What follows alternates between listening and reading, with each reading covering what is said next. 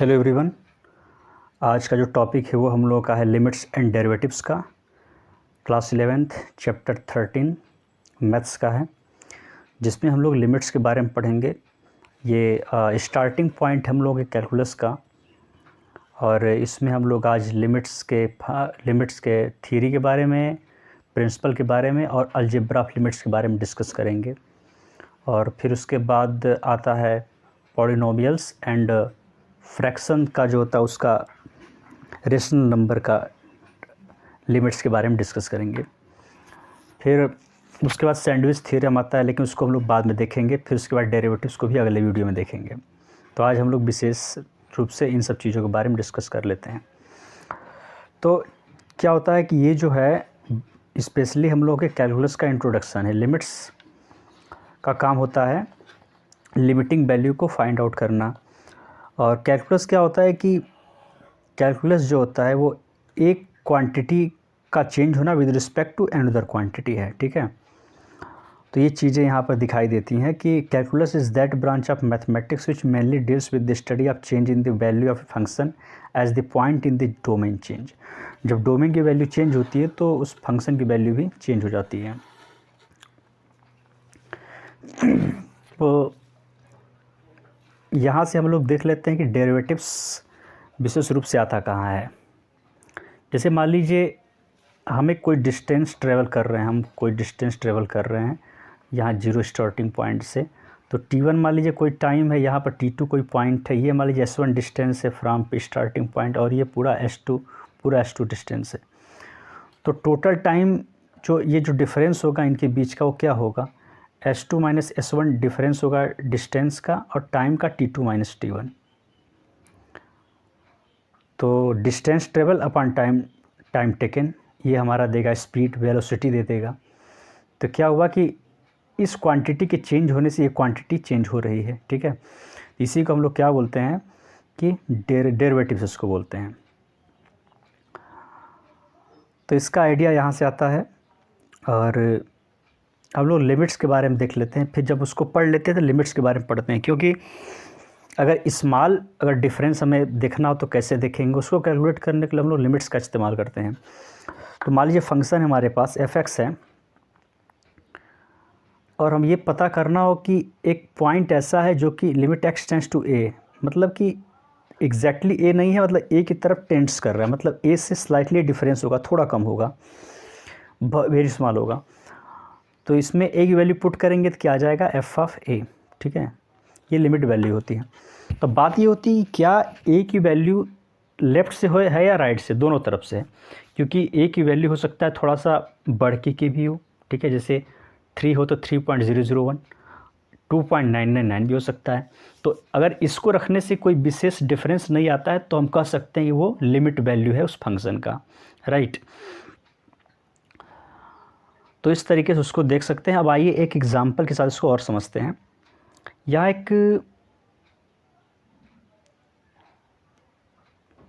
एक हमारे पास एक फंक्शन दिया हुआ है f(x1) when x is less than or is equal to 0, 2 when x is greater than 0।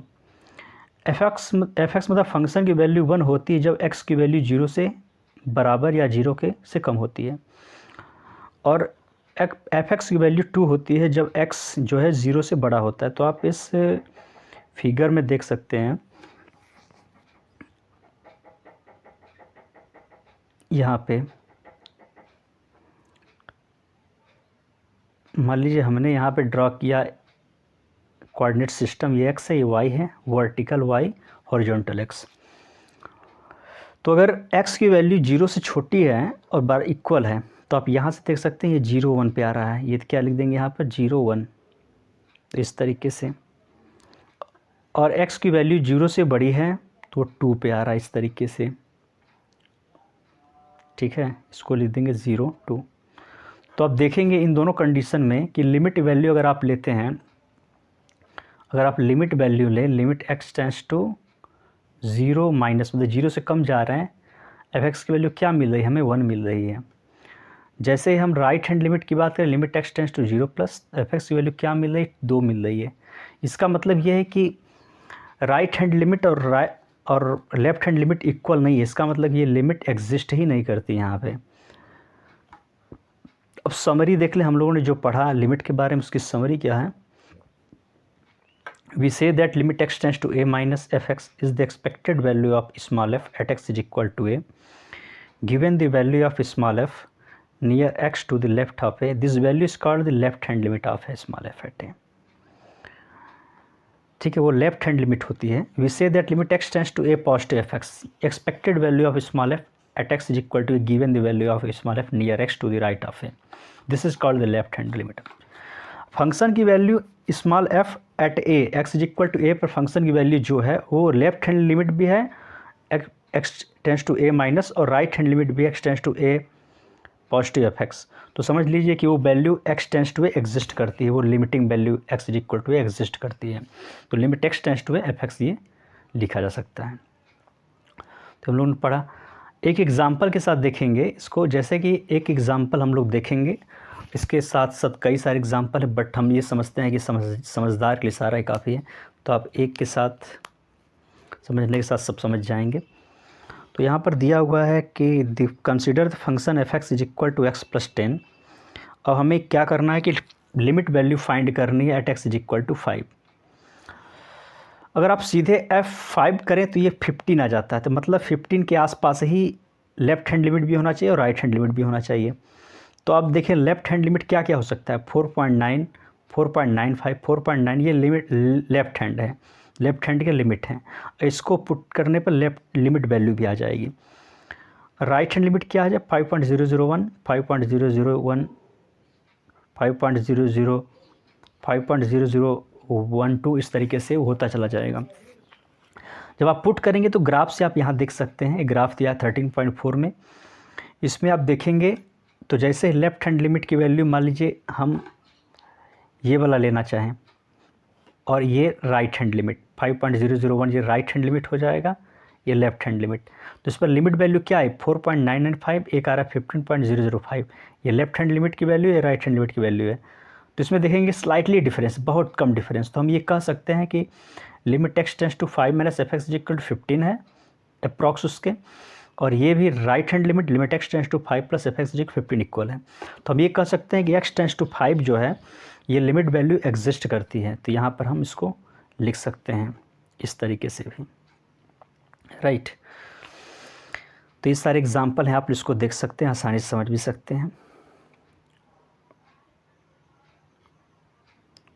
अब हम आना चाहते हैं इसके अलजेब्रा ऑफ लिमिट्स के बारे में।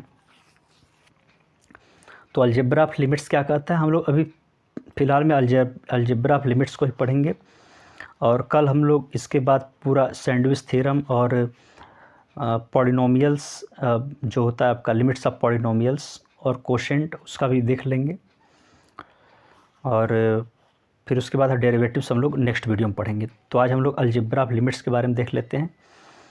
तो देखिए दो फंक्शन दिया हुआ है, ठीक है, f x and g x, और x tends to a value exist करती है। तो यहाँ पर आप कंबाइन कर दें f x plus g x, फिर इसका हम limit x tends to a करें, तो ये हमारा सेपरेट किया जा सकता है, limit x tends to a f x plus limit x tends to a g x. Similarly ये प्लस है तो यहाँ माइनस करेंगे तो ये माइनस के लिए अप्लाई हो सकता है, और इन दोनों फंक्शन का मल्टीप्लाई कर दे f x into g x, इसका limit x tends to a apply करें तो ये अपना अलग अलग हो जाएगा, separate limit x tends to a f x into limit x tends to a g x. और limit of quotient of two functions के बारे में बात करें तो जैसे एफ एक्स और जी एक्स दो फंक्शन है, तो limit x tends to f x upon g x is equal to limit x tends to f x upon limit x tends to a g x. But यहाँ पर ये होना चाहिए कि limit x tends to a g x should not equal to 0 के equal नहीं होना चाहिए, ये ध्यान देंगे। अब बात करें रियल नंबर्स अगर कांस्टेंट उसमें ऐड हो तो उसको हम कैसे देखेंगे, limit x tends to a lambda f x is equal to, यहाँ पर लैम्डा ये जो रियल नंबर्स को बाहर कर देंगे, lambda limit x tends to a g x. तो इस तरीके से हम इसको देख सकते हैं। अब हम लोग लिमिट्स ऑफ पॉलिनोमियल्स को भी थोड़ा देख लेते हैं, क्यों इसको अगला छोड़ा जाए। तो limit of polynomials and rational numbers, देखिए पॉलिनोमियल्स किसे कहते हैं, पॉलिनोमियल्स हम लोग पी एक्स से डिनोट करते थे, यह होता है a0 plus a1x plus a2x square plus dot dot an x to the power n। तो ये होता है n डिग्री का पॉलिनोमियल। तो इसमें अगर हम limit x tends to a करें, एफ एक्स करें तो ये हो जाता है।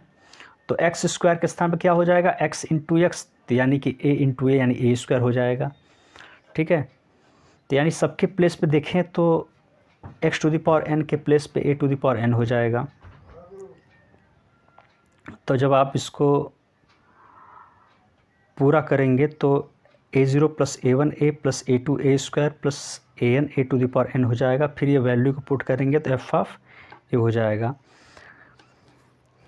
फिर उसके बाद हम लोग कोशेंट रूल को देखते हैं, रेशनल फंक्शंस को। A function small f is said to be rational function if fx is equal to gx upon hx where gx and hx are polynomials that hx is not equal to 0। तो यहाँ पर भी आप apply करें तो जो ऊपर हम लोग रूल पढ़े थे उसी अनुसार है, limit x tends to f x is equal to limit x tends to g x upon h x. तो अप्लाई हो जाएगा limit x tends to g x upon limit x tends to h x is equal to g of a upon h of a. Hope आप लोगों को बढ़िया लगा होगा। Thanks.